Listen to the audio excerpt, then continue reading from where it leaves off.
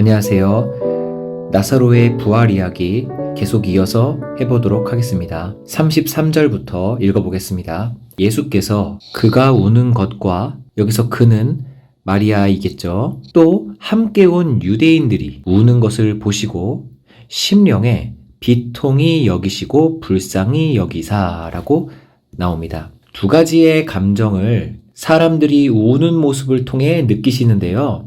첫 번째 감정은 비통함이시고요. 두 번째 감정은 불쌍함이십니다. 이 두 가지의 감정은 각각의 대상이 다르다는 것을 명심해야 합니다.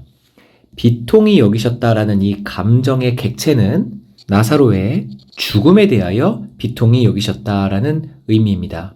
그리고 불쌍히 여겼다라는 것의 객체는 여기에 모인 마리아, 마르다를 포함한 유대인들, 모인 사람들에 대하여 불쌍히 여기셨다라는 것이죠. 그리고 비통히 여겼다라는 것을 우리들은 어떤 의미인지 정확하게 이 언어를 알고 넘어가야 하는데요. 왜냐하면은 국어적으로 비통하다라는 것은 매우 슬픈 것을 나타내는 단어일 뿐이에요.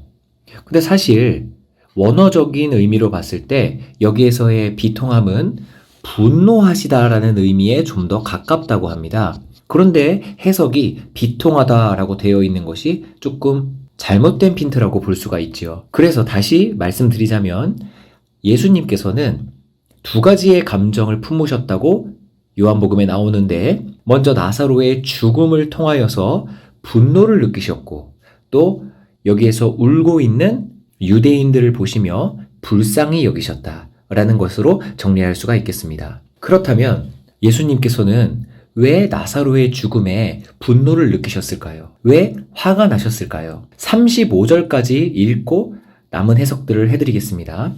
이르시되 그를 어디에 두었느냐?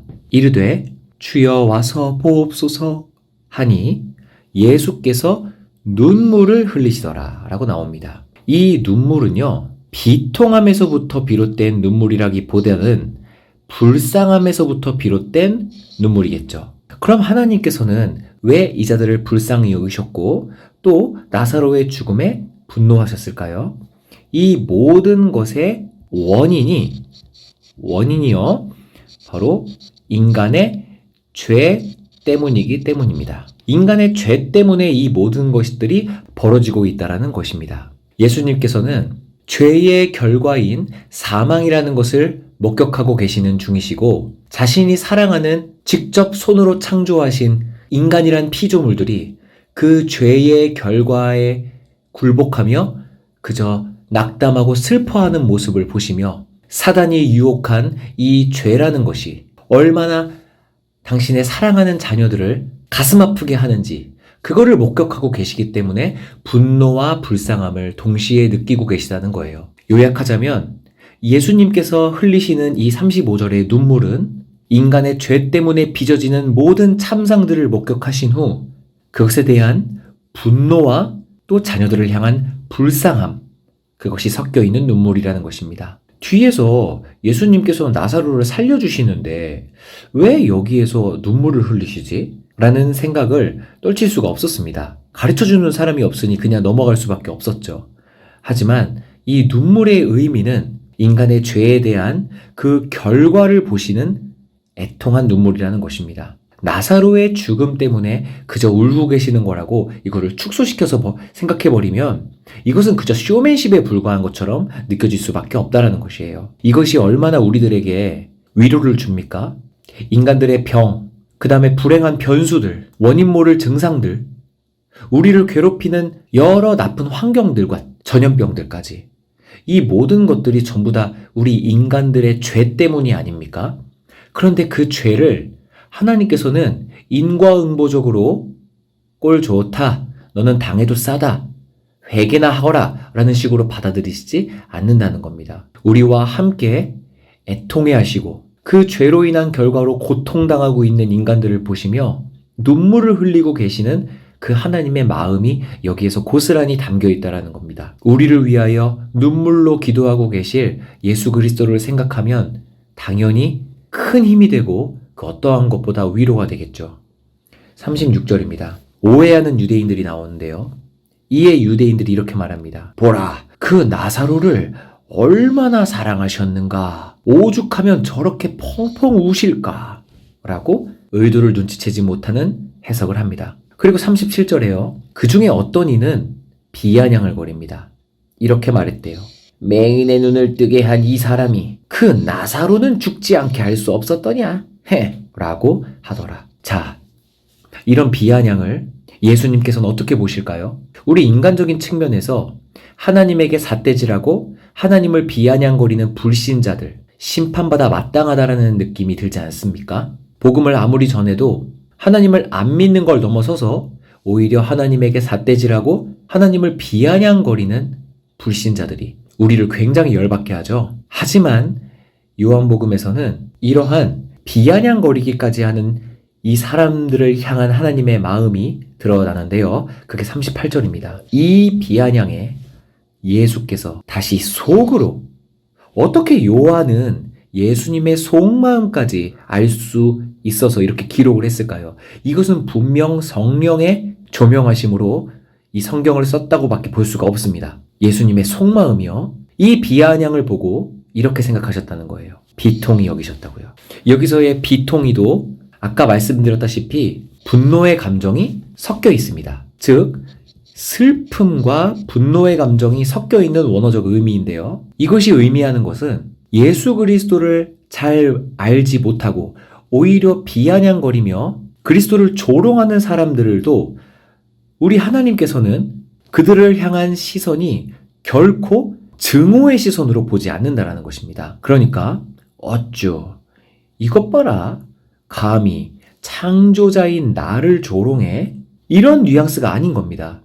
이렇게 그리스도를 알아보지 못하는 이 눈먼 어리석은 사람들을 보시면서도 하나님께서는 이건 역시 죄의 결과임을 분노하시고 또 그 죄 가운데에 노예로 살고 있는 모습을 보시며 슬퍼하고 계시다는 것이죠. 우리는 그저 하나님을 받아들이지 않는 세상 사람들을 보면서 막연히 저자는 심판받아 마땅하다느니 아니면 저자는 하나님께서 그래도 불쌍히 여기신다느니 이렇게 이분법적으로 생각하기보다는 하나님의 마음은 어떤 마음일까를 겸손하게 바라보고 신중하게 처신하는 게 필요할 것입니다. 그리스도께서는 어떤 불신자를 보시며 비통해 하시는데 감히 그의 종인 우리들이 저자는 심판받아 마땅하다라고 어떻게 정죄할 수가 있겠습니까? 그 다음요.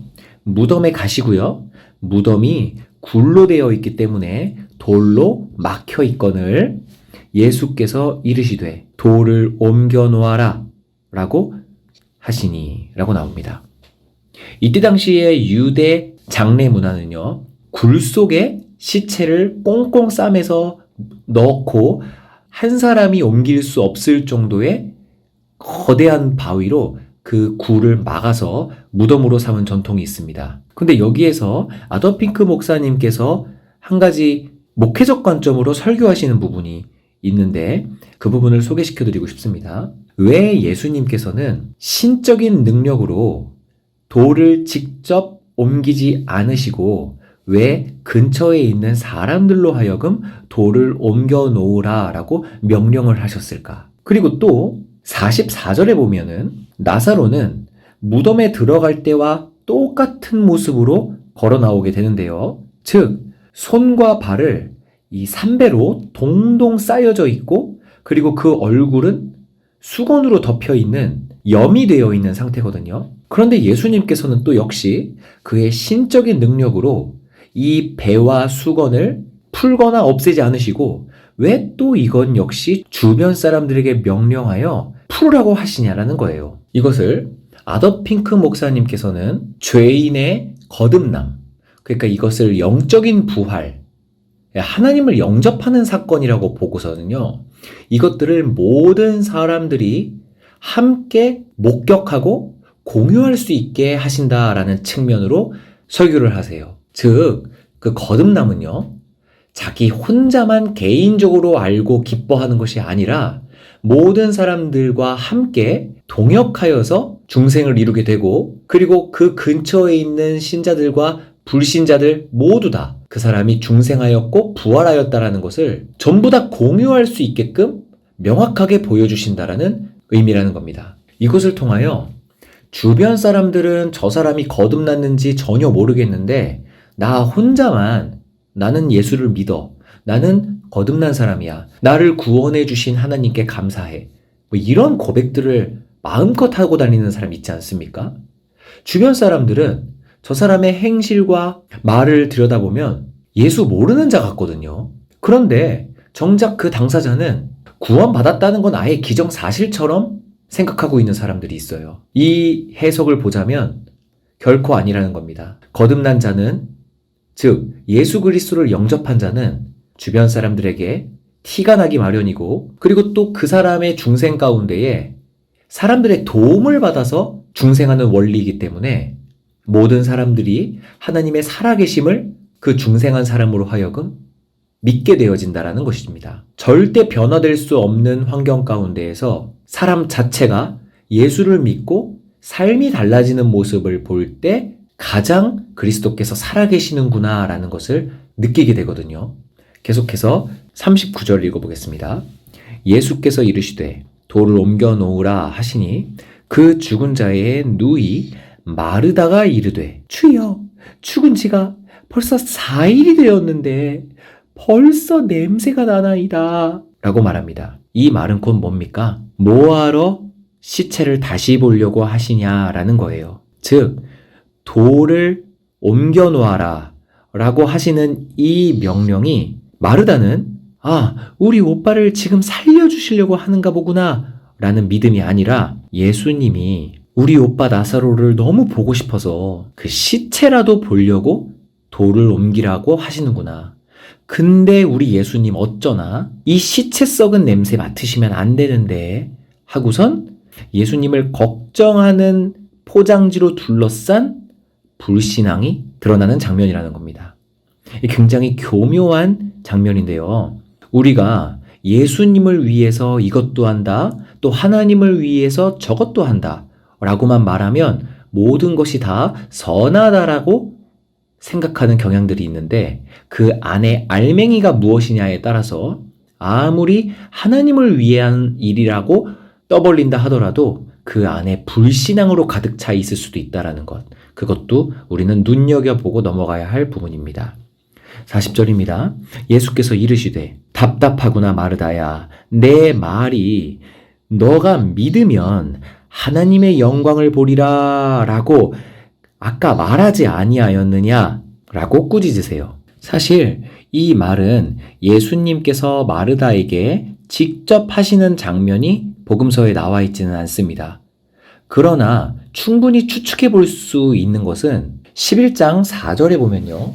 이 병은 죽을 병이 아니라 하나님의 영광을 위함이다. 하나님의 아들이 이것 때문에 영광을 받게 될 것이다 라고 말씀을 하시는 장면이 있는데 이 말씀을 마르다에게도 똑같이 해주셨다라고 추측하는 것이 훨씬 더 타당한 추측이라고 볼 수가 있어요.